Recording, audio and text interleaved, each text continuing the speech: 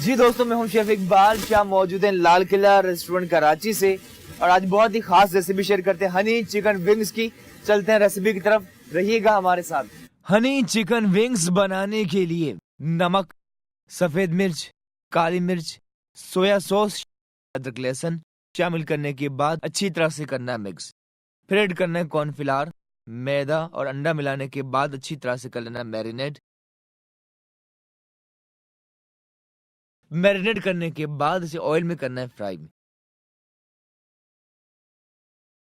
जैसे ब्राउन हो जाए उसके बाद इसे निकाल लेना है।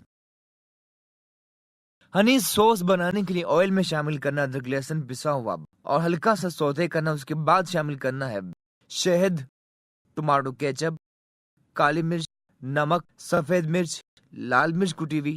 अच्छी तरह से करना है मिक्स। जब सॉस तैयार हो जाए तो फ्राइड चिकन विंग्स के ऊपर से आपने डालना है और गार्निश करके पेश करना है मजेदार हनी चिकन विंग्स। जी दोस्तों, बहुत ही खास yummy tempting Honey chicken wings हो चुके हैं तैयार। जरूर ट्राई कीजिए। दीजिए इजाजत, बट दूर रहकर भी अलविदा न कहना, यादों में है ना। Take care, bye.